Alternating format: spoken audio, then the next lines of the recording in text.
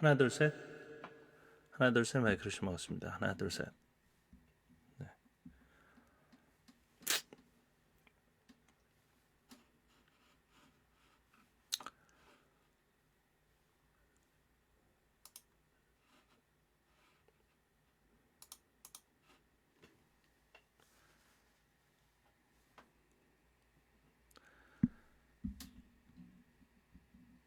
네.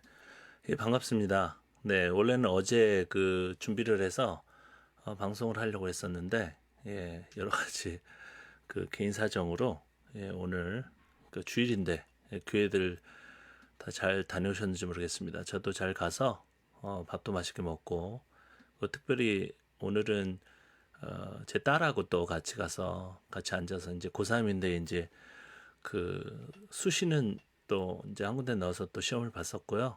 네, 뭐 서류만 넣는 것이 아니라 또 시험을 보는 또 수시도 있기 때문에 시험을 봤었고, 그리고 그 또 이제 정시가 남아 있지 않습니까? 수능 그것이 남아 있는데 이제 고3이라서 열심히 공부하고 있는 딸인데 제가 아끼고 사랑하는 그 딸과 같이 교회 가서 같이 앉아서 예배를 드리니까 너무 기쁘고 너무 좋았습니다. 네, 여러분들도 뭐 물론 이 방송을 들으시는 분들 중에서도 교회를 안 나가시는 분들도 계시고 또 교회를 쉬고 계신 분들도 또 계시리라 믿습니다만은 하여간 사실은 신앙생활 하는 사람에게 있어서 또 교회 출석이라든지 뭐 예배를 드린다든지 이런 것들이 굉장히 중요하죠. 예. 그것을 통해서 뭐 앞에서 어떤 설교가 어떤 내용이든지 간에 그리고 교회가 어떤 형태의 교회든지 간에 마음을 다잡고 이제 새롭게 할 수 있는 그런 좋은 점이 있는 것 같습니다. 그래서 아직까지도 뭐 물론 이제 저희 한국 사람들 중에서 한 번도 교회를 안 나가 보신 분은 안 계신 것 같아요. 네, 제 주변에서도 뭐 교회를 뭐 오래 다니시다가 이제 그만두신 분들도 많은 것을 보면 뭐 안 다녀본 한 번도 정말 교회를 내가 안 가봤다 그런 분들은 정말 희귀한 것 같아요.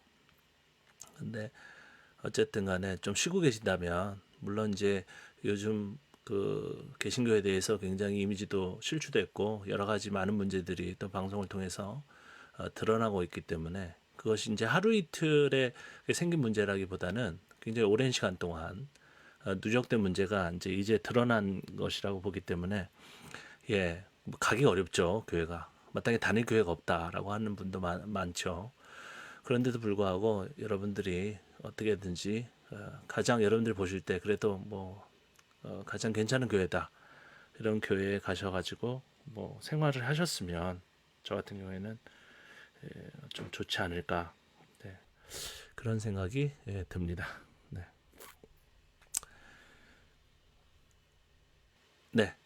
자, 그러면 자, 오늘 저희들이 좀 살펴볼 그 성경 말씀에 대한 것은 이 그 성경 본문에 대해서 지금까지는 근본주의적으로 또 문자주의적으로 그 표면에 나타난 그 문자를 통해서만 해석하는 것이 주류이고 지금도 주류죠. 예. 그런데 전번 방송을 통해서 제가 말씀드린 것처럼 그렇게 표면적으로 또 문자적으로만 저희들이 성경을 이해하고 받아들이는 것에는 굉장히 많은 문제가 있고 그것은 누구라도 성경 그 본문에 접근해서 자기 마음대로 그것을 해석할 그 어떤 가능성이 있기 때문에 굉장히 그 이단 형성 같은 것에 어떤 교두보를 마련한다고 할까요? 그것에 근간을 제공한다고 할까요? 그런 문제들이 있다고 말씀드렸습니다. 그렇다면 과연 제가 하는 이런 방식, 그죠? 우리에게 굉장히 생소한, 물론 저만 하는 것은 아니지만 이런 역사 비평이라고 하는 역사적인 배경 살피기는 그러면 어떤 정답이 있는가? 이것도 사실은 여러 가지 견해가 나타날 수 있겠죠.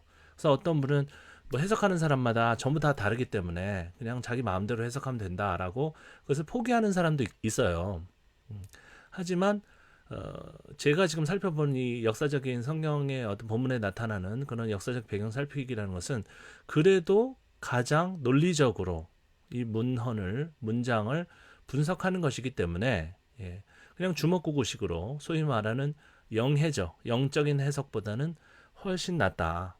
그래서 우리가 어떤 그 표면적으로 나타난 그 문자, 심지어는 뭐 히브리 원문도 아니고 그 원문이라고 하기도 그렇지만 원문은 존재하지 않죠.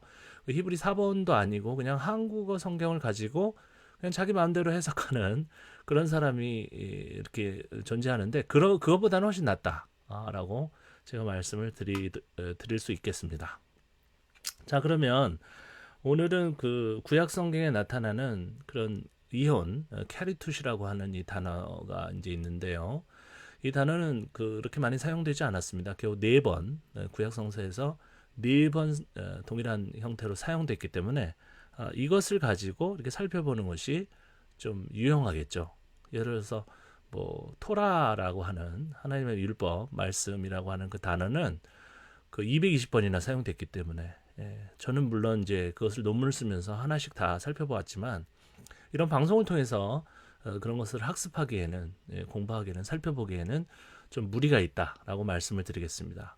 그런데 이제 이 사용 횟수가 이렇게 적은 이 단어 같은 경우에는 좀 우리가 짧은 시간입니다만 이 방송을 통해서 우리가 살펴보기가 좀 용이하겠죠, 쉽겠죠. 자, 오늘 살펴볼 본문들은 신명기 24장 1절, 3절, 그리고 예레미야서 3장 8절, 그리고 이사야서 50장 1절이 되겠습니다. 이 구절들 가운데는 모두 이 캐리투, 이혼이라는 단어 혹은 이혼 증서라는 단어가 사용이 되었습니다. 얼마 안 되죠? 그죠? 네 구절, 네 군데밖에 되지 않기 때문에 우리가 이 짧은 시간 동안에 살펴보면서 좀 과연 이 어떤 역사적인 배경에서 이 단어가 사용됐을까 한번 추정해 보기가 그런 연습을 하기에 아주 좋은 그런 예가 아닐까 말씀을 드리는 것입니다. 우선적으로 여러분들에게 반복해서 말씀드리기를 원하는 것은 이 성경을 우리가 대하고 분석할 때는 1차적으로 우리가 신앙적인 어떤 접근을 해서는 안 됩니다. 영적인 해석을 해서는 안 됩니다. 그야말로 그렇다 보면 너도 나도 자기 마음대로 성경 본문을 해석할 수밖에 없는 것이죠. 그러면 하나의 본문에도 200개 이상, 300개 이상, 수천, 수만 개의 해석이 존재할 수 있게 됩니다. 그러다 보면 거기서 악의를 가지고 그 성경 본문을 사용하는, 사사로이 활용하는 사람들도 나타나게 되겠죠. 그래서 이 역사적 배경 살피기나 아니면 어떤 여러 가지 다른 해석 방법을 물어나고 어떤 방법이든지 논리적인 접근을 해야 된다고 생각합니다. 이성적이고 논리적인. 그러니까 본문을 바라볼 때 이거는 좀 앞뒤 문맥이 맞지 않는데 이 구절에 이렇게 나와 있는데 왜 다른 구절에는 또 완전히 다른 얘기를 하고 있는 것인가. 그렇다면 우리가 그 다음 단계로 그럼 두 가지의 다른 얘기를 하고 있는 본문의 배경, 그것의 형성 배경이죠. 그것이 다른 것은 아닌가라고 우리가 논리적인 수순을 따라서 이성적인 수순을 따라서 곱씹어 보자는 것입니다. 그것이 그냥 달랑 한 구절 딱 읽어놓고 자기 마음대로 그냥 원하는 대로 오늘 죄송하지만은 물론 대다수의 어떤 목회자들이 이제 훈련이 되지 않았기 때문에 성경 본문 해석에 대해서 은혜로워요. 오늘 제가 가서 참석한 그 예배도 막 그냥 되게 말씀도 잘하세요. 또박또박 말씀도 잘하시고 어떤 구절 같은 경우에는 그냥 마음을 후벼 팝니다. 감동을 주고 어떤 충격을 줘요. 내가 바로 살아야 되겠구나. 그런 어떤 다짐도 하게 돼요. 그런데 본문에만 들어가면은 그냥 그 본문에 여러 가지 그 연결되어 있는 구절들이나 아니면 그 본문과 심지어는 모순된 이야기처럼 보이는 그런 본문들이 있잖아요. 그죠? 근데 그것도 그냥 두루뭉술하게 그냥 대충 넘어가는 거죠. 그러다가 내가 이 본문을 너무 모르는 것 같은 것들이 나타나게 되면 그죠? 창피하잖아요. 그러니까 그냥 영적인 해석을 합니다. 굉장히 은혜롭게 해석을 해요.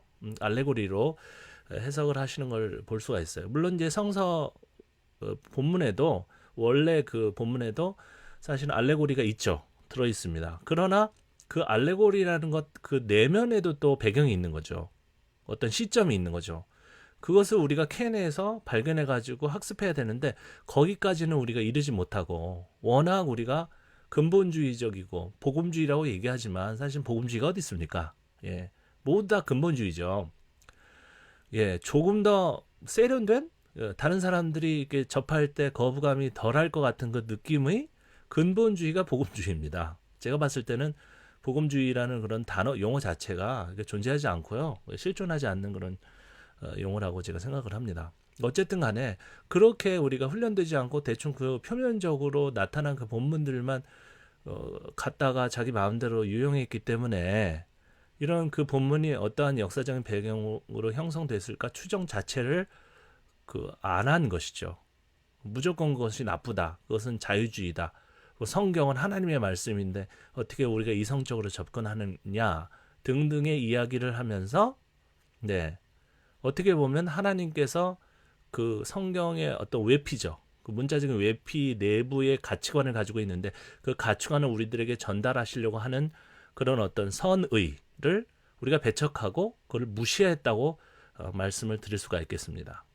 그러니까 성경을 우리가 다루면 다룰수록 그리고 성경을 설교하면 설교할수록 이 하나님의 진의, 원래 의도와는 점점 멀어질 가능성이 더욱더 커져 왔다. 실제로 그렇게 멀어져 왔다. 라고 말씀을 드리겠습니다. 제가 이런 얘기를 아무리 해도 여러분들 마음대로 그냥 성경을 해석하시고 페이스북에도 보시면 제가 좀 참 감사한 것은 그런 열정을 가지고 계신다는 것 자체는 제가 높이 사고 감사합니다.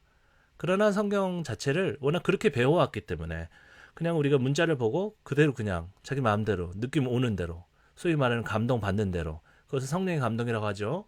자기 어떤 필링인지 성령의 감동인지 구분조차도 되지 않는 상태에서 뭐 눈물이 흘렀다고 해서 자기 실정과 연결이 됐다고 해서 그것을 그러한 해석이다 못 박는 것은 굉장히 잘못되어 있다. 제가 말씀을 드리겠습니다. 물론 안 하는 것보다는 낫겠죠. 안 하는 것보다는 훨씬 낫는데 자 이제 본문으로 들어가겠습니다. 그렇다면 이 각 본문이 왜 여러 구절이어야 하는가? 달랑 한 구절 가지고는 우리가 그 역사적인 배경, 그 형성 배경을 우리가 분석하기가 참으로 어렵습니다. 하지만 감사하게도 성경의 모든 어떤 어휘, 어구들은 그 유사한 형태로 쓰인 그런 다른 구절들을 많이 가지고 있어요. 예.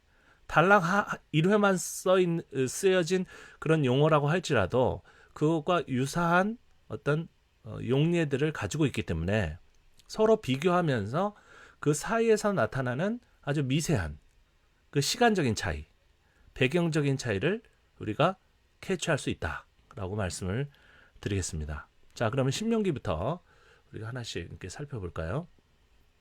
네, 제가 어제 제대로 준비를 했는지 안 했는지 모르겠지만, 자, 이 이혼이라는 그 단어, 물론 지금 방금 저희가 살펴본 것처럼 신명기 24장 1절, 3절, 예레미야서 3장 8절, 이사야서 50장 1절에 모두 사용된 이 단어 캐리투, 그죠? 크레이투, 그죠? 캐러투, 그죠?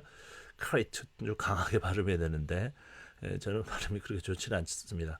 이게 4회 사용됐죠. 딱 4번 사용됐습니다. 그러나 그것은 이제 원형이라고 우리가 볼 수 있는 자르다, 그죠? 분리되다라고 하는 우리가 의미로 우리가 해석할 수 있는 카라트, 그죠? 카라트라는 이 단어는 289회를 이렇게 사용하고 있어요. 그러니까 289회를 우리가 다 찾아볼 수도 있겠죠. 필요하다면 여러분들이 이게 단어로 논문을 쓰신다든지, 그죠? 어떤 깊은 해석, 정확한 해석을 하시기를 원한다면 다 찾아봐야 되겠죠. 그 다 낙구절만 찾아봐서 되는 것이 아니라, 예? 그 구절, 낙구절이 포함된 그 하나의 단락, 패러그래프, 최소한 하나의 덩어리 혹은 한 장을 다 우리가 분석을 하고 고찰을 해봐야 하는 것입니다. 그래서 이것은 사실은 이 성서에 대한 열정이 없이는 할 수가 없는 작업들입니다. 그죠? 그냥 자기가 기도했다고 하나님께서 자기의 어떤 구절을 주셨다고 은혜 받았다고 그냥 엉터리로 그것을 해석하면서 그것을 자기의 어떤 사역에 자기의 치부에 자기가 원하는 그런 욕망을 채우는데 그 성경 구절을 사용하는 것과는 비교할 수 없을 정도의 그런 작업입니다. 네. 물론 오늘 우리가 같이 살펴볼 이 구절은 이 용어는 4회밖에 사용되지 않았기 때문에 네. 어쨌든 이 이혼이라는 것이 이런 어떤 단어적으로는 단어의 어떤 유래적으로는 자르다, 분리되다라는 뜻에서 뜻을 가진 단어에서 온 것 같다라고 말씀을 드릴 수 있겠습니다. 자, 조금 작은데요, 여러분들 보실 때. 그래서 제가 사전에 성경책을 좀 준비를 해놓으시라 말씀을 드렸습니다.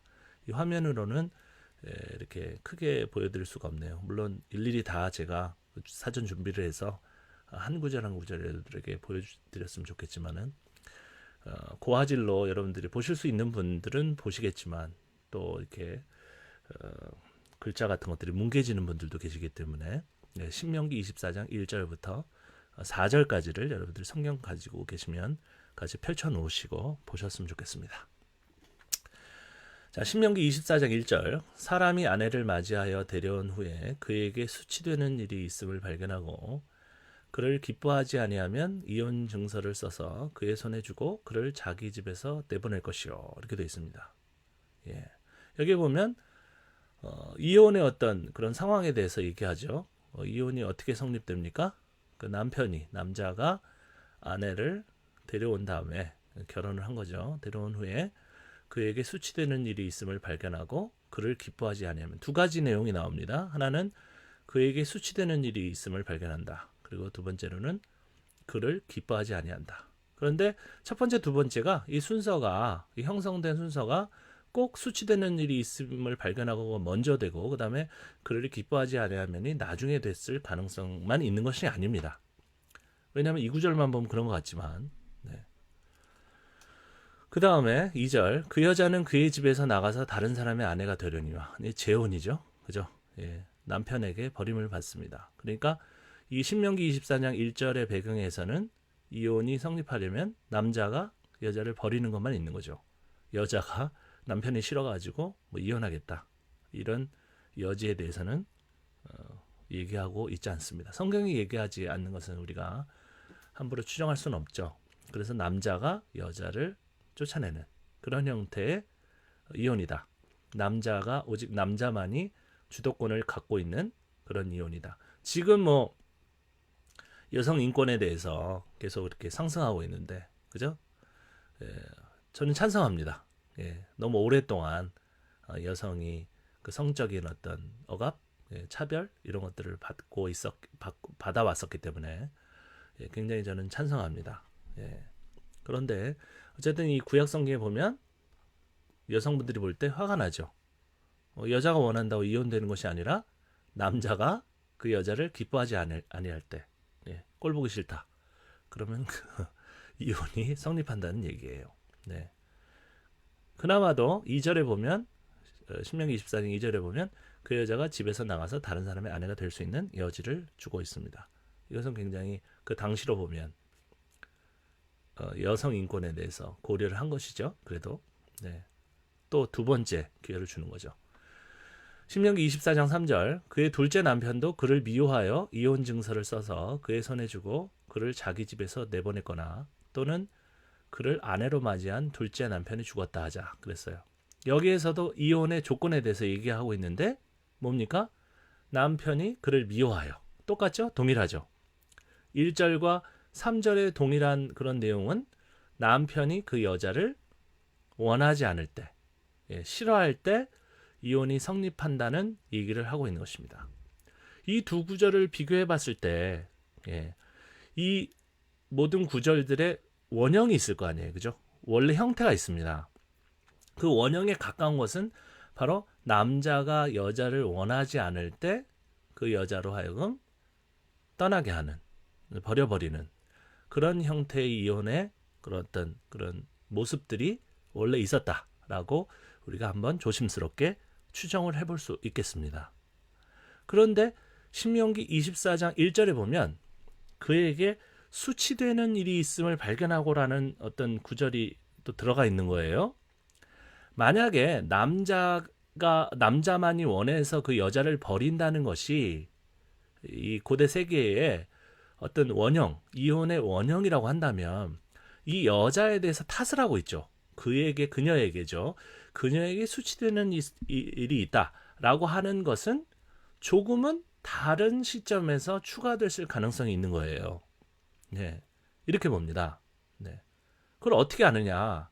실제로 지금 1절과 3절을 비교했을 때 굉장히 비슷한 구절이 두 번 반복됐다는 것이죠. 두 번 반복되면서도 1절에는 조금 더 추가된 내용이 있으니까 딱 눈으로 봐도 약간 좀 다른 시점에 이 그에게 수치, 그녀에게 대해서 탓하는, 그녀에게 어떤 결함이 있다는 내용이 추가된 것이 아닌가. 그냥 일반적인 논리로 그렇게 추정을 해본다는 것입니다. 그것은 증명해야 돼요, 또. 근데 그냥 추정으로 끝나면 안 됩니다. 그에게 수치되는 일이 있다는 이런 어구가 과연 이 구약 성경 전체에서 다 찾아봐야 되겠죠. 일반적으로 어떻게 사용되는지를 우리가 찾아내서 이 그에게 수치되는 일이 있음을 발견하고, 있음이라는, 수치되는 일이 있다는 이 내용이, 이 어구가 지금 신명기 24장 1절부터 3절까지 전반적인 어떤 그 형성 시점과 다르다는 것을 증명해내야 돼요. 그것이 증명이 안 된다. 그러면 이 연구는 그냥 집어치워야 되는 것입니다. 발표할 수가 없어요. 그죠? 누구에게 나눌 수가 없습니다. 함부로 할 수가 없는 거죠. 우리는 말씀의 종이니까. 우리 마음대로 그렇게 얘기하고 싶다고 해서 이 말씀을 가지고 설교하고 우리가 논문을 쓰고 그래서는 안 되지 않습니까, 여러분? 실제로 그렇게 많이 하지만. 네. 자, 그래서 원래는 고대 세계에는 남자가 원하면 바로 이혼이 성립했는데, 신명기 24장 1절 위에는 여자에게 문제가 있다. 그러니까 남자가 그냥 아무런 분명한 조건도 없이, 어떤 전제 조건도 없이, 이유도 없이 그냥 여자가 싫어요. 그럼 나가 하면 되는 것 같이 얘기를 하다가 신명기 24장 1절에는 아니다. 그 여자에게 어떤 문제가 있기 때문에 이 남자가 내보내는 것이다. 조금 이 두 가지 그 주장들이, 이 이야기들이 좀 다르다는 거죠. 이게 굉장히 중요합니다. 이런 것들을 포착하는 것이. 예. 그리고 신명기 24장 4절에 보면 그 여자는 이미 몸을 더럽혔은즉 그를 내보낸 전 남편이 그를 다시 아내로 맞이하지 말지니라고 그랬어요. 그죠? 그러면 첫 번째 남편과 같이 살다가 두 번째 남편으로 갈 때는 몸이 더럽혀진 것이 아닙니까? 예. 여기는 첫 번째 남편과의 결혼 생활을 통해서 성생활을 했을 거 아니에요. 그러다가 둘째 남편을 만나서 결혼하라고 얘기하고 있어요. 가능하다. 근데 둘째 남편을 또 떠나서 원래 남편으로 돌아가는 것은 하지 말아라. 그러면서 그것이 4절에 뭐라고 해요? 여호와 앞에 가증한 것이라. 굉장히 종교적인 접근을 하고 있다는 것이죠. 그러니까 이 신명기 24장 요 그 단락을 보면 원래는 그냥 일반적인 사회에서 통상적으로 그 우리가 존재했었던 그런 법률이, 그죠? 어떻게 보면 지금 우리가 가지고 있는 어떤 그 아주 헌법과 같은 그런 개념도 아니고 초보적인 어떤 사회법이죠. 그 사회의 통상적인 법의 개념에서 이 이혼이 어떻게, 남편이 마음에 들지 않을 경우에 그냥 이혼이 성립한다라고 하는 개념만 존재했던 것을 조금씩 시간이 가면서 점진적으로 종교적인 어떤 법률로, 종교적인 개념으로 이것을 이해하려고 하는 것 같은 변화가 일어난 것은 아닌가라고 우리가 추정해 보는 것입니다. 자, 그렇다면 여러분, 여기에서 나온 그에게 수치되는 일이 있음을 발견하고 해서 수치되는 일이라는 이 어구는 과연 구약 성경에서 어떤 의미로 사용되었을까요? 여러분 성경들 다 가지고 계시죠? 네. 사실은 이것은 굉장히 종교적인 어떤 잘못입니다. 예. 이것은 구약 성경에서 하체를 드러내는 일, 그리고 알몸을 드러내는 행위, 이런 것들을 의미할 때 사용되는 어구입니다. 그러니까 원래 이 신명기 24장에는 존재할 수 없는, 거기 원래부터 있을 수 없는 그런 어구인 것이에요. 네. 제가 불러드리겠습니다. 이것은 제가 자막을 준비하지 못했는데요. 에르바흐입니다. 그녀의 수치되는 일이라고 하는 이런 단어는 에르바흐인데, 자, 창세기 9장 22절 23절, 출애굽기 20장 26절, 28장 42절, 신명기 9절에 나왔고요. 사무엘상 20장 30절, 이사야서 20장 4절, 47장 3절, 에스겔서 16장 8절, 36절, 37절, 37절은 두 번 나오군요. 그리고 22장 10절, 23장 10절, 18절, 23장 29절, 네, 호세아서 2장 9절, 네, 에가서 1장 6절에 이렇게 나와 있습니다. 제가 좀 빨리 말씀을 드렸지만 여러분들 방송 제가 녹화를 올려놓을 테니까 다시 들으시면서 한번 일일이 찾아보시기 바랍니다. 저는 다 찾아봤어요. 찾아보니까 이 그녀의 수치되는 일, 이 에르바흐라는 이 단어는 성적인 부정의 의미를 가지고 있어요. 성적인 부정. 예. 그리고 또 물론 이제 창세기 42장 9절이나 12절에서는 뭐 허점이나 틈이라는 어떤 개념으로 이렇게 다르게 사용된 경우도 있어요. 근데 중요한 것은 뭐냐면 이 단어가 단어 중에 32회 되는 압도적으로 많은 그런 회수가 레위기에 집중적으로 사용되었다는 것입니다. 레위기 18장 6절부터 19절까지 엄청나게 길죠. 그리고 20장 11절 또 그리고 17절부터 21절까지 굉장히 광범위한 집중적으로 레위기에 광범위한 레위기의 광범위한 어떤 범위에 이 에르바하라는 단어가 사용됐다는 것이에요. 그런데 이것은 전적으로 노출죄예요. 범죄입니다. 심각한 죄입니다. 그리고 레위기에서는 이런 이 수치되는 이런 노출죄를 지은 자들에게 어떤 벌을 내리는지 아십니까? 사형이에요. 사형. 죽어야 돼요. 이런 수치되는 일, 이 노출죄를 지은 자는 레위기의 법에 비춰서 보면 그냥 죽여버려야 되는 것이에요. 그렇다면 다시 여러분 놀랍지 않습니까? 신명기 24장 1절로 돌아와 보세요. 그럼 어떤 아내가 있고 어떤 남편이 있었는데 이 아내가 이런 노출죄를 지었어요. 그렇게 구약 성경의 어떤 그런 어휘의 의미는 그렇게 얘기하고 있으니까. 그럼 사형받아야 되잖아요. 죽어야 되잖아요. 이 여자가요.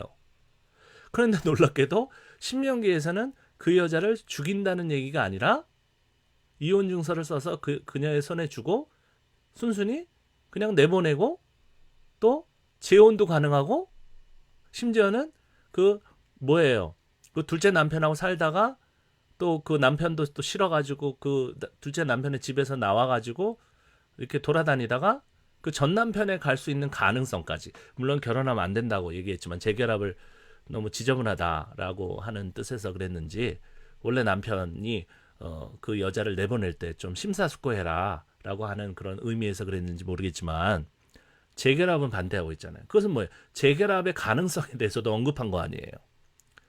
그렇다면 이 신명기에서 말하고 있는 수치되는 일이라는 것과 이 레위기에서 얘기하는 그런 똑같은 에르바라는 단어, 수치되는 일이라는 이 단어가 완전히 다른 역사적인 배경을 가지고 있다는 것입니다. 그런데 조직신학에서는 어떻게 해요? 이것을 한목에 묶어놓고 해석을 하니까 시대 무시, 역사 무시. 되겠습니까? 그러니까 말이 안 맞는 거예요. 그리고 이 수치되는 일을 무조건 성적인 죄로 그냥 못 박아놓고, 물론 그렇게 얘기하고 있지만 신명기에 나온 수치되는 일도 그냥 성적인 죄를 이 여자가 저질렀기 때문에 그래서 이 남편이 이 여자를 내쫓는 것이다 라고 해석을 하지 않습니까? 그건 잘못된 거예요. 제가 볼 때는 그에게 수치되는 일이 있음을 발견하고 요 어구죠. 요 부분은 신명기 24장 1절에서 나타나는 요 부분은 나중에 추가된 것입니다. 추가된 것이에요. 원래 신명기에는 이 부분이 없었을 거예요. 그냥 남자가 어떤 이유도 없이 너 싫어. 일부 다처제니까 과거에는 그 여자 중에 한 명이 싫어요. 꼴보기 싫어요. 괜히 나가. 그러면 나갔어야 되는 것이죠. 이 남성 위주의 기분 나쁘죠. 여성들이 들을 때는. 그러다가 차츰차츰 시대가 바뀌면서 이 종교적인 어떤 율법이 강력하게 정립이 된 거예요. 바벨론 시대 이후죠. 제가 봤을 때는 돌아와서 귀환한 다음에 성전 다시 세우고 이제는 우리가 과거와 같은 그런 국권을 잃어버리는 그런 일이 있어서는 안 되겠다. 그러기 위해서는 우리 정신을 모두어야 되겠다. 그래서 성전을 세웠으니까 그 안에서 제사법을 확고하게 세우고 그것에 따라서 사람들을 줄 세우는 거죠. 사람들을 교육시키는 거죠. 그러다 보니까 여성에 대해서도 어때요? 그냥 아무 이유 없이 남자가 원하지 않으면 내쫓을 수 있다라는 법을 어떻게 바꾼 것입니까? 그러면 안 된다. 그 여자에게 수치되는 일이 있을 때, 내쫓았을 것이다. 지금은 죽이죠. 그러나 과거에 이미 쓰여진 그 신명기에 대해서는 어때요? 추가하는 정도로. 이 과거에도 여자가 어떤 문제가 있으니까 쫓겨났지 그냥 마구 쫓아내지는 않았을 것이다 라는 개념으로 이 신명기 본문을 발전시킨 것이다 라고 보는 것입니다. 자, 이 예레미야서 3장 말씀도 한번 보겠습니다. 그럼 아까 방금 지금 저희들 본 신명기 본문이 예레미야 3장에서는 어떻게 변화하고 어떻게 발전하고 있는지를 한번 보도록 하겠습니다. 자, 예레미야서 3장 1절 그들이 말하기를 가령 사람이 그의 아내를 버림으로 그가 그에게서 떠나 타인의 아내가 된다 하자. 자, 여기까지는 어떻습니까? 여러분 성경책 같이 보고 계시죠? 이 신명기 24장 1절 3절의 내용을 그대로 받아들인 것이죠. 그에게서 떠나 타인의 아내가 될 수 있는 것이죠. 하자 남편이 그를 다시 받겠느냐? 그리하면 그 땅이 크게 더러워지지 아니하겠느냐 하느니라. 분명히 아까 신명기 24장 1절 3절에서는 그 남편이 받을 수 있다고 했잖아요. 그런데 여기에서는 남편이 그를 다시 받을 수 없다라고 다른 말을 하고 있는 거예요. 여러분, 성경 두 본문이 서로 다른 말을 하고 있다고요. 어떻게 해석하겠습니까? 시대가 바뀌고 역사적인 배경이 달라진 것입니다, 여러분. 그것을 얘기하지 않고 이 본문을 어떻게 해석할 거예요? 그냥 기도하라고 합니까? 그럼 어떠한 배경에서 오직 한 남편만 섬기고 그 남편을 떠나면 재혼은 없다라고 얘기하고 있는 것입니까? 자, 계속 읽어보겠습니다. 그리하면 그 땅이 크게 더러워지지 아니하겠느냐 하느니라. 네가 많은 무리와 행음하고서도 내게로 돌아오려느냐 여호와의 말씀이니라. 희한하죠. 그냥 개인사 한 가정의 남편과 아내의 이야기를 하는 이야기를 받아들여서 그런 전통을 받아들여서 이제는 국가의 이야기를 하고 있는 것입니다. 국가의 이야기. 이스라엘이라는 이 민족. 이 국가의 이야기를 하면서 하나님을 남편으로 설정하고 그리고 이스라엘 이 민족을 아내로 설정하고 있는 것입니다. 그래서 우리가 한 남편만 섬겨야 한다. 그 남편을 떠나게 되면은 두 번째 남편은 없다. 이렇게 강력한 유일신 사상. 국가가 멸망한 다음에 생긴 이 유일신 사상. 이것이 예레미야서 3장 1절에 나오는 것이죠. 어떤 분이 이렇게 질문하실 거예요. 예레미야서는 우리가 국가 멸망하기 직전에 이렇게 쓰여진 그 성경이 아닌가. 그런데 전반적으로는 그런 부분이 있고요. 그 이후에 써 있는 부분도 있고요. 훨씬 이후에 써 있는 그 부분들도 본문을 여러분들이 진실하게 이성적으로 논리적으로 연구하고 공부한다면 그런 서로 다른 시점이 서로 다른 내용들을 충분히 발견할 수 있다고 생각합니다. 그래서 예레미야서 3장 1절 뭐예요? 그 과거에 한 남편과 한 아내 사이에 나타났던 그 이혼이라는 개념을 받아들여서 국가적인 행음, 국가적인 그죠? 그런 어떤 우상숭배를 지적하고 있지 않습니까? 그것이 보편적으로 전 국가에 이루어진 잘못이다라고 2절도 얘기하고 있어요. 내 눈을 들어 헐벗은 산을 보라. 내가 행음하지 아니한 곳이 어디 있느냐? 내가 길가에 앉아 사람들을 기다린 것이 광야에 있는 아라바 사람 같아서 음란과 행악으로 이 땅을 더럽혔다. 이렇게 돼 있잖아요. 땅 얘기를 하고 있는 거죠. 나라 얘기를 하고 있는 거죠. 그것 때문에 한 남편을 섬기지 않았기 때문에 이 이스라엘이라는 여자가 이 아내가 3장 3절에 그러므로 단비가 그쳤고 늦은 비가 없어졌느니라. 그럴지라도 내가 창녀의 낯을 가렸으므로 수치를 알지 못하느니라 라고 되어 있는 거죠. 여기서는 뭐 남편이 아내가 마음에 안 든다고 내쫓고 그런 개념이 없어요. 그죠? 그런 부부지간의 어떤 이혼이라는 개념을 받아들여서 어떻습니까? 국가적인 이혼, 하나님과 이혼한 그런 어떤 아내로서의 이스라엘에게는 미래가 없다. 그래서 하나님만을 섬기지 않았기 때문에 과거에 그래서 너희들이 망했다라고 하는 이야기를 하고 있는 것입니다. 참 성경의 이런 저자들 그리고 편집자들은 굉장히 탁월해요. 굉장히 대단하죠. 과거를 확실히 알고 그것이 어떻게 쓰였는지 알고 그것을 받아서 다시 활용하고 있는 그런 모습들을 우리가 볼 수가 있습니다. 그래서 이 케리투, 이혼이라는 용어가 실질적으로 사용된 것은 예레미야서 3장 8절이거든요. 여기 보면 내게 배역한 이스라엘이 간음을 행하였으므로 내가 그를 내쫓고 그에게 이혼서까지 주었으되 그의 반역한 자매 유다가 두려워하지 아니하고 자기도 가서 행음함을 내가 보았노라. 원래 이스라엘이 먼저 멸망하잖아요. 그죠? 북이스라엘. 북이스라엘이 멸망할 때 남유다도 사실은 결국 곧 이제 이후에 멸망하게 되는데 이 북이스라엘과 남유다를 사실은 이 3장 8절에서는 거의 같이 지적하고 비판하고 있는 것입니다. 이것은 이미 두 쪽이 그죠? 북쪽과 남쪽이 다 멸망한 이후에 사실 손본 그런 구절인 것 같다라고 우리가 추정이 됩니다. 그래서 결국 유다 민족, 남유다나 북이스라엘이나 남한이나 북한이나 모두 다 하나님만을 섬기지 않고 이런 영적인 간음을 행하였기 때문에 다 망했다라고 얘기를 하고 있는 것이죠. 이렇게 발전했습니다. 자, 그렇다면 여기서 한 가지 우리가 살펴볼 것은 이 이혼서라고 하는 서류에 대해서 얘기를 하고 있는데요. 아까 신명기에서도 얘기를 했죠. 신명기에서도 24장 1절에 그 이혼을 할 때에 그 여자를 내보낼 때 이혼 증서를 써서 그의 손에 주었다고 했습니다. 그렇다면 과연 이 서류는 어떤 성질의 서류입니까? 이것도 궁금하지 않습니까? 저는 너무너무 궁금했어요. 그래서 성경을 연구하는 것이죠. 날마다. 그렇다면 이 이혼 증서의 성질이 무엇입니까? 사실 신명기 24장 안에서는 그게 무슨 성질의 서류인지 나타나지 않아요. 알 수가 없어요, 사실. 왜냐하면 남자가 일방적으로 자기가 싫어가지고 여자를 내보내는데 무슨 서류를 줍니까? 서류라는 것은 쌍방이 공평한 혹은 제3자가 존재했을 때 어떤 매매각서로서 등등의 어떤 의미가 있어야 그게 전제되어야 써주는 것이 증서죠. 여자 입장에서는 어떻습니까? 지가 싫어가지고 나를 내보내면서 무슨 계약 각서야, 그죠? 상호 협약서야, 뭐 그런 게 왜 필요해? 이렇게 생각할 수 있겠죠.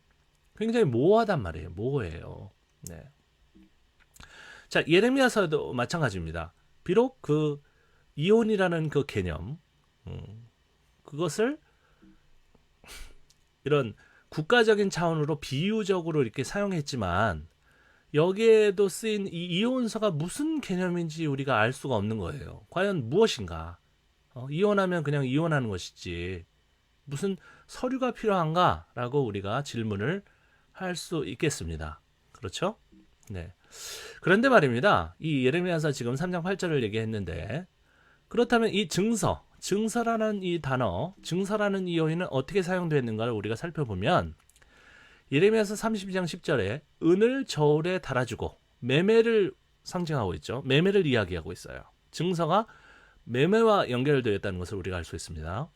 32장 11절 바로 밑에 절에도 보면 그렇고 12절, 14절, 16절에 보면 모두 다 이 증서라는 개념은 매매, 사고 팔고 하는 개념과 연결되었다는 것을 우리가 알 수 있어요. 여러분이 진정으로 하나님의 말씀을 살아가신다면 아주 그냥 캐내십시오. 뭐 그냥 대충대충 한두 구절 설교하고 사람들에게 자기가 하고 싶은 말 하지 말고 성경을 연구하세요. 그것도 문자적으로만 연구하지 말고 정말로 그 배후에 도사리고 있는, 존재하고 있는 그런 의도, 그런 역사적인 배경 알아봐야 되지 않겠습니까? 어쨌든 간에 예레미야서 32장 전체, 거의 전체에는 정말로 많이 나오죠. 11절, 12절, 14절, 16절. 이게 집중되어 있어요. 이 증서라는 개념 자체가. 그리고 예레미야서 30장 42절에도 밭을 은으로 사고 증서를 기록하여 라고 되어 있습니다. 그렇다면 돌아와서 이 증서는 무엇인가? 예레미야서 3장 8절에 이렇게 나타나 있는 이혼 증서, 이혼 서류는 과연 무엇인가? 제가 원문을 보여드리지 않아서 여러분들이 혼동될 수 있는데 이혼서에 나타나는 어떤 증서의 개념은 이 예레미야서 32장에 정말로 많이 나와 있는 이 증서의 개념과 같은 것입니다. 그렇다면 이 예레미야서에 사용된 이혼 서류라는 것도 일종의 어떤 매매 계약서, 매매 중간에 사람이 있긴 하지만 어떤 물건은 아니죠. 매매 계약서의 개념으로 주고받은 것은 아닌가, 우리가 조금씩 추정하게 되는 것입니다. 다시 돌아가서 신명기 24장에 사용된 이혼 증서도 24장 3절에 사용된 1절과 3절에 사용된 이 이혼 증서도 어떤 매매적인 개념이 들어있는 것은 아닌가. 그렇다면 이 신명기에는 원래 없었고 예레미야서 3장에는 원래 이 서류라는 개념이 없었는데 나중에 이 서류라는 개념이 형성된 다음에 거슬러 올라가서 신명기에도 그리고 예레미야서에도 이 이혼사라는 개념이 추가된 것은 아닌가라고 우리가 추정을 하게 되는 것입니다. 굉장히 자연스러운 이성적인 어떤 논리적인 수순을 따라가다 보면 제가 악의적으로 이것을 구성해낸 것이 아니라 정말로 하나님의 말씀을 사랑하고 그 말씀이 무슨 뜻인지를 규명해내려고 그 역사적인 배경을 알아보려고 하다 보면 이렇게 된다는 것입니다. 제가 페이스북에 올려드린 이 전체 문건이 있습니다. 이 방송으로는 일일이 말씀드릴 수 없는데요. 그 문건을 잘 읽어보시면 제가 이 연구를 하면서 이 이혼이라는 키워드를 가지고 연구를 하면서 얼마나 집요하게 추적했는지 그 과정을 여러분들이 하나하나 읽어보실 수가 있습니다. 자, 그렇다면 이 서류가 매매적인 개념을 가지고 있다. 하지만 예레미야서 3장에 나타나 있고 32장에 나타나 있고 따로따로 떨어져 있잖아요. 이것도 우리가 확실한 증거로 사용할 수가 없습니다. 그 다음 구절을 보겠습니다. 이사야서 50장 1절에 와서 신명기 24장 1절 3절 그리고 예레미야서 3장 8절에 이렇게 점진적으로 변화된 거죠. 의미가 비유적으로 사용됐던 그 모든 내용이 이 한 구절 안에 집약되어 있는 것을 놀랍게도 볼 수가 있는 것이죠. 제가 한번 읽어드리도록 하겠습니다. 나 여호와가 이같이 말하노라. 내가 너희의 어미를 내보낸 이혼 증서가 어디 있느냐. 내가 어느 체주에게 너희를 뭐라고 해요? 팔았느냐. 놀랍죠? 증서와 체주와의 물물 교환. 물론 인신매매죠. 그 개념이 같이 나와 있어요. 한 구절 안에. 이 형성사가 잡히십니까? 신명기 24장 1, 3절이 어때요? 예레미야서 3장 8절로 발전하고 그리고 최종적으로 이사야서 50장 1절에서 확대되는 거잖아요. 그죠? 거기까지 발전하는 거잖아요. 보라, 너희는 너희의 죄악으로 말미암아 팔렸고 너희의 어미는 너희의 배역함으로 말미암아 내보냄을 받았느니라.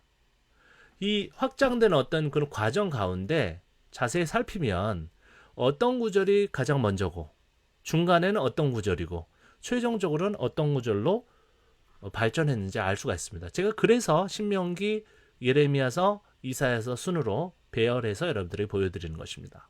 물론 기회가 돼서 이런 분석 방법에 대해서 여러분들에게 좀 더 실질적으로 오프라인에서 긴 시간을 두고 강의할 수 있으면 이것을 구분하는 방법에 대해서도 여러분들에게 알려드릴 텐데 좀 아쉽지만 어쨌든 간에 보이십니까? 신명기 24장 1절 3절이 예레미야서 3장 8절로 그리고 이사야서 50장 1절로 발전한 것이죠. 여기서는 확신에 나타난 것이죠.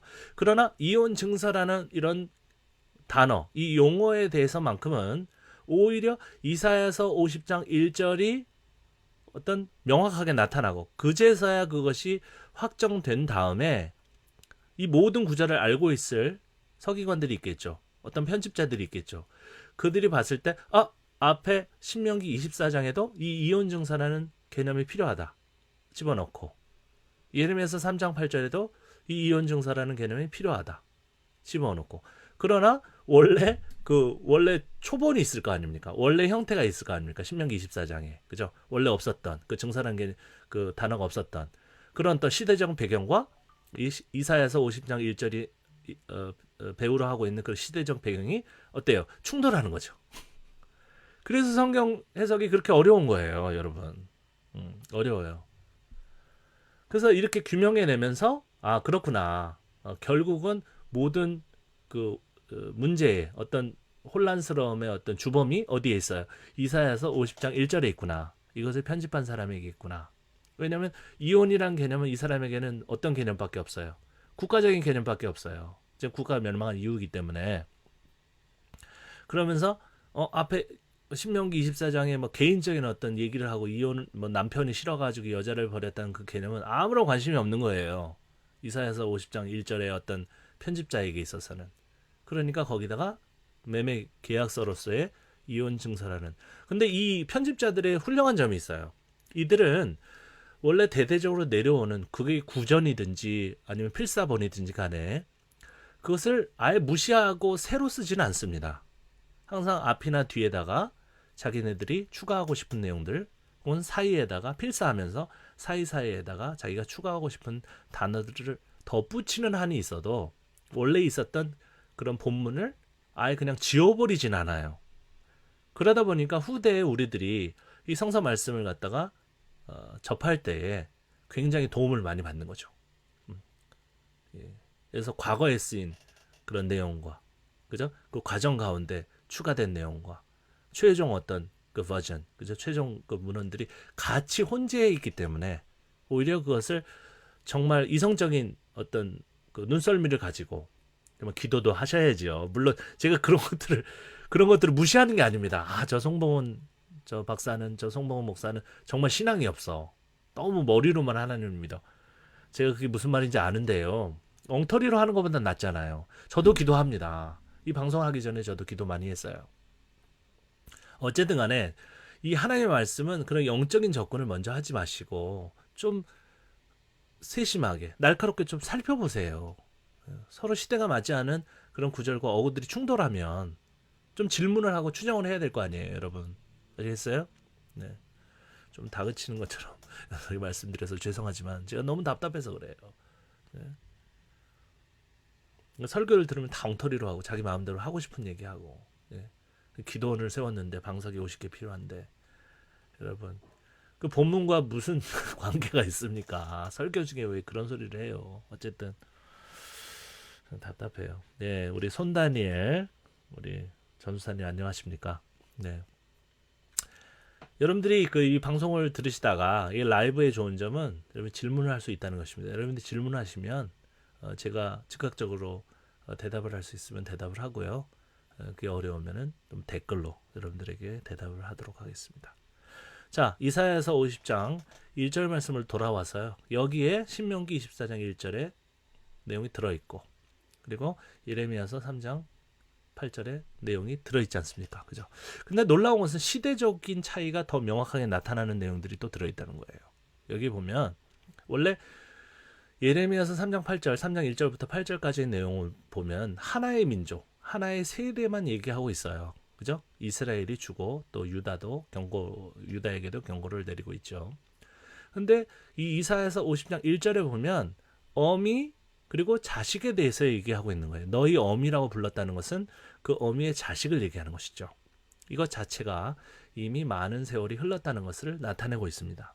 그렇다면 이 이사야서 50장 1절은 언제일까요? 제가 볼 때는 예레미야서 3장 8절 같은 경우에는 국가가 멸망하기 직전 혹은 직후를 얘기하고 있는 것 같은데 이 이사야서 50장 1절은 이미 바벨론을 끌려갔다가 바벨론을 멸망하고 이제 앞으로 우리가 고향 땅으로 돌아갈 수 있다라고 하는 그런 소망이 생긴 그 이후에 이 이사야서 50장 1절이 최종적으로 편집되었다라고 추정을 합니다. 왜 그럴까요? 이미 세대가 지났잖아요. 그죠? 너희 어미 얘기하고 너희도 조심하라. 이혼 증서를 내가 너희들에게 주었다. 왜냐? 너희들이 체주에게 포주에게 팔렸기 때문에 그런 창녀처럼. 그래서 하나님과 그런 어떤 체주 사이에 계약이 원래 없었고 너희들끼리 계약이 있었는데 너희들을 다시 사오기 위해서 그 다음 단계는 뭐예요? 다시 너희들을 구출하기 위해서 그 계약을 어떻게 해요? 하나님께서 다시 해제해야 되겠죠. 하나님께서 그 체주에게 마땅한 어떤 대가를 주시면서 그러면서 점진적으로 예수님의 희생까지 가게 되는 그 신학으로 발전하는 거 아닙니까? 자, 놀라운 거예요. 여러분 성경을 그냥 여러분 골프 치러 다니지 마시고 뭐 목사님 골프 치는 게 어때요? 좋죠. 성경을 너무 우습게 본다는 거예요. 예. 성경이요? 하나도 모릅니다. 목사님들. 네. 저도 그랬어요. 그럼 모르는데 그냥 교리 범벅을 만들어가지고 그냥 간단하게 설교를 하는 거죠. 그리고 반은 자기 얘기.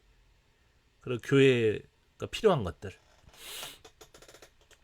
제가 생각할 때 저는 사실은 지금 이런 성경 자체를 갖다가 뭐 대학이나 대학원에서 강의를 하지 못합니다. 제가 뭐 유명하지도 않고 연줄도 없어요. 박사는 맞습니다만 그냥 여러분들이 원하실 때 335 모여 있으면 가서 강의해드리고 그리고 고작 신학교에서 강사로 일할 뿐이에요.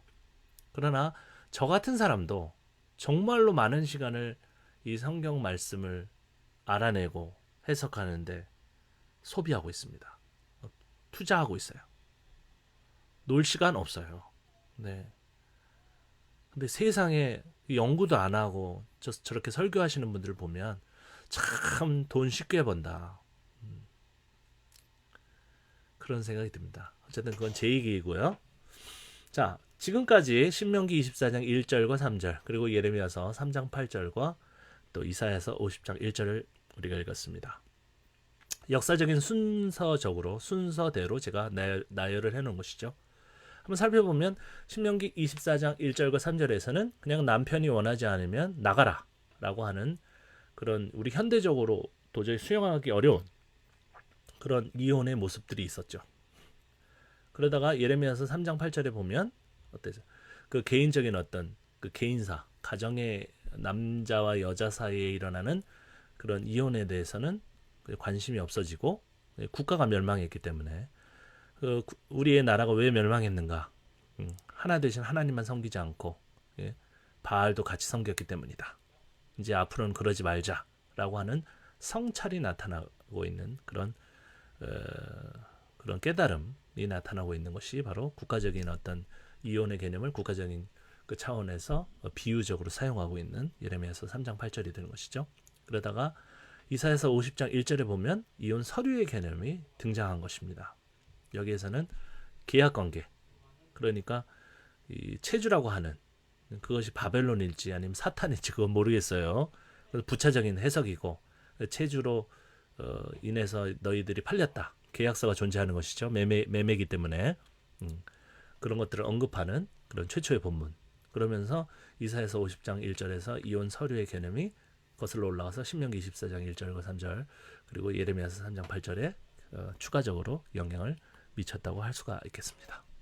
이것이 바로 성경의 역사적인 발전, 그 본문의 역사적인 발전 과정과 형성 배경인 것이죠. 자, 그래서 다시 한번 또 키워드를 정리하면 남녀 관계가 사회적인 어떤 범위 안에서만 이게 존재했고 지금 보면은 남자가 원한다고 언제든지 이혼할 수 있다는 것은 받아들이기 어렵죠. 그런데도 과거에는 그랬다는 것입니다. 그것을 가지고 국가적인 음란, 오직 이제부터는 여호와만 섬기자라고 하는 종교적인 개념으로 발전, 변화라고 할 수 있겠죠. 변화되어 나갔다. 그 과정 가운데 비유적인 활용이 있었다라고 정리를 할 수가 있겠습니다. 자, 사실은 그 국가가 멸망하기 전에 다윗도 좋고 솔로몬도 좋고 모두 우상을 같이 섬겼습니다. 그래서 성경 본문을 여러분들이 진실하게 잘 살펴보면 알 수 있는 것인데요. 그러니까 민족 신으로서 여호와, 민족 절기에는 여호와께 제사를 드리고 그러다가 뭐 추수, 뭐 수확 계절 가운데 뭐 자기네들이 원하면 자기네들의 이익을 위해서 자기네들의 그 재정적인 어떤 그런 어떤 이익에 문제가 생긴다고 하면 뭐 서슴없이 그냥 산당을 찾아가서 뭐 나중에는 산당으로 격화되었지만 그런 어휘로 어떤 비하되었지만 원래는 그 산당이나 야훼에게 제사를 드리던 그런 제단이나 큰 차이는 없었을 것입니다. 그 바알과 야훼를 같이 섬긴 것이죠. 그것이 아주 지속되었습니다. 그것이 비판된 것은 굉장히 후대의 본문에 와서 그것이 비로소 비판을 받은 것이죠. 그러다가 이 국가가 멸망하니까 이 사람들이 정신을 차린 거예요. 좋은 의미에서 신앙적인 의미에서 이제 야훼만 섬기자 그러면서 비로소 유일신 신앙이 국가 멸망 이후에 생겨나게 됩니다.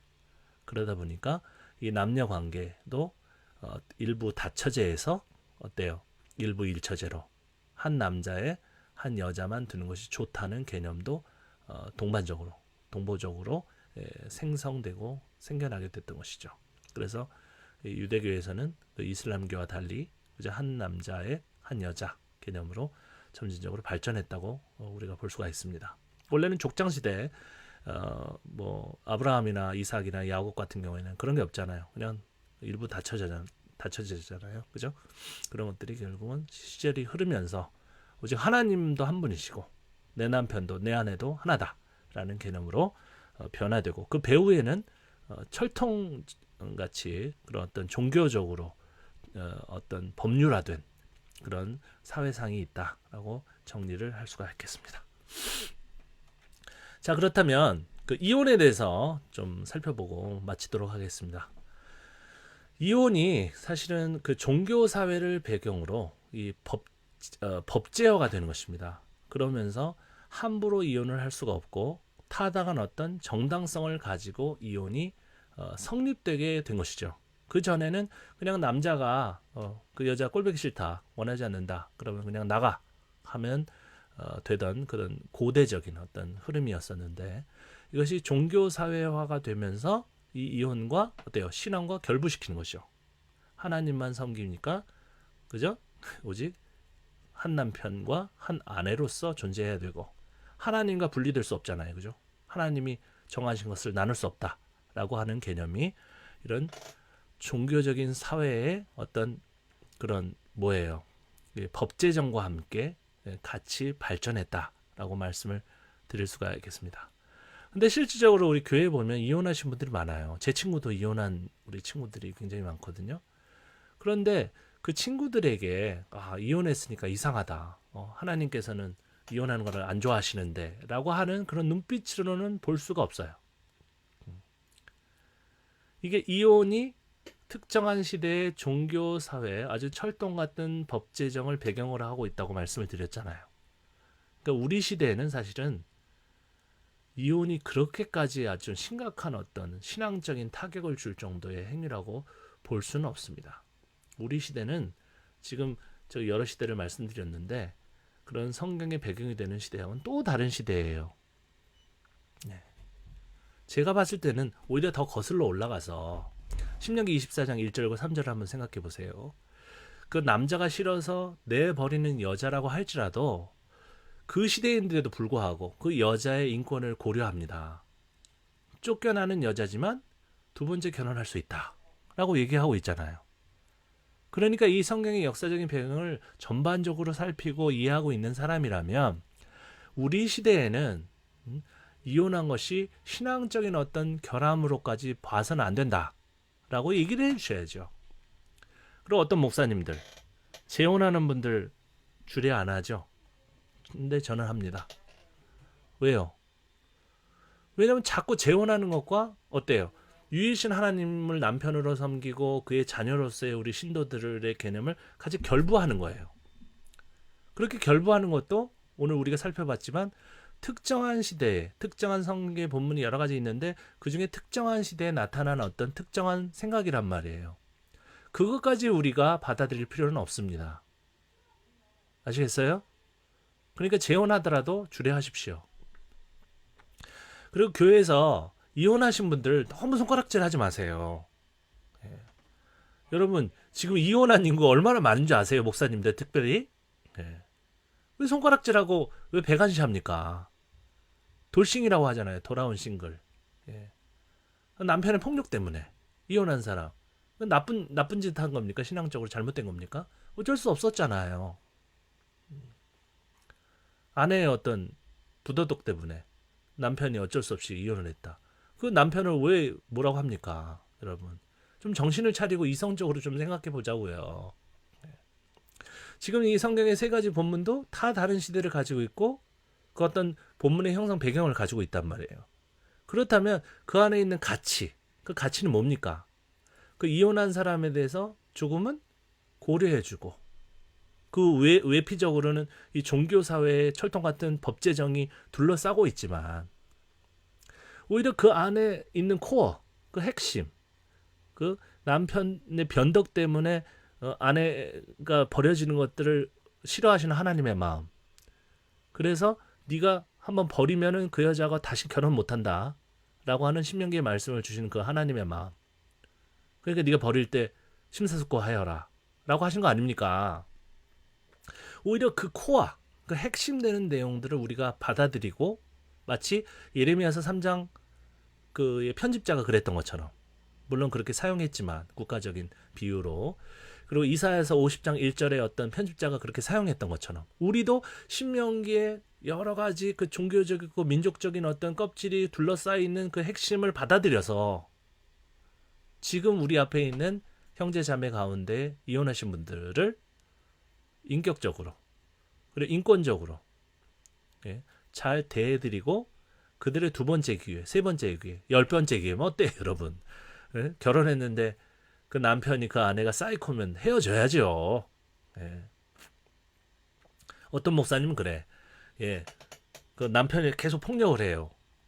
그래가지고 찾아갔어. 아, 어떻게 해요? 이혼해야 되겠죠. 아, 너무 못 살겠어요. 그랬더니 기도하십시오. 하나님은 이혼하는 걸 싫어하십니다. 하나님께서 맺어주신 짝을. 그러면서 막 기도하고 참으라고 하는 거예요. 그러다가 계속 구타를 받다가 그 여성이 죽었어요. 그러면 그렇게 조언을 해주고 그렇게 지도해준 목사님이 책임져야 될 거 아니에요. 또 책임도 안 집니다. 예. 아주 비열한 것이죠. 무책임하고. 저는 그렇게 얘기합니다. 폭력 남편 헤어지십시오. 예.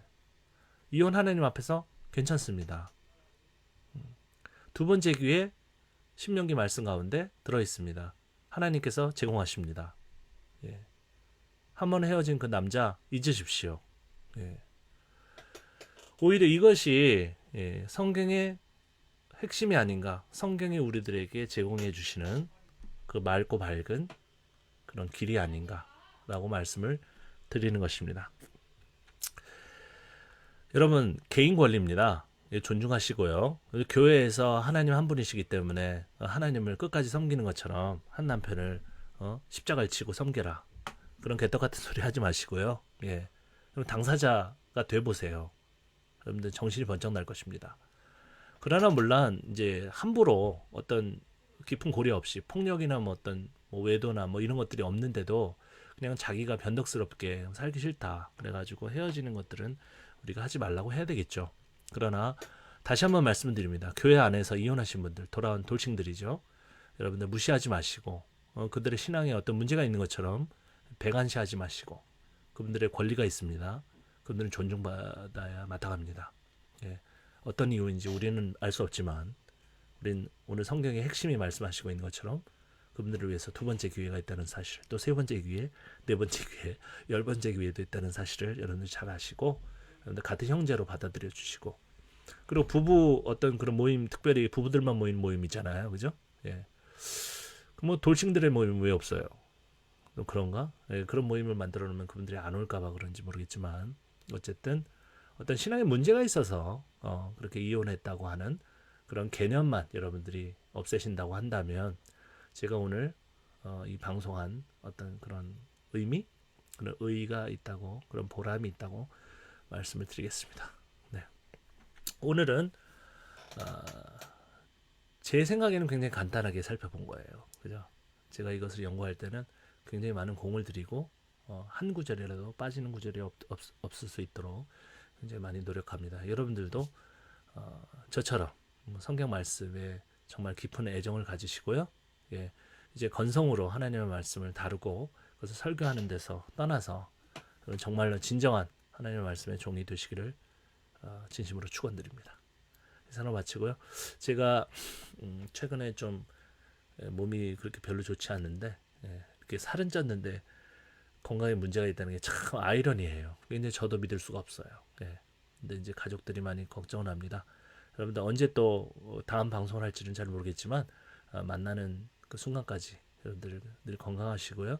근데 무엇보다 하나님의 말씀 깊이 사랑하시고 읽으시고 그 말씀 안에 숨어 있는 진정한 가치를 캐내시기를 진정으로 기도드리고 축원드립니다.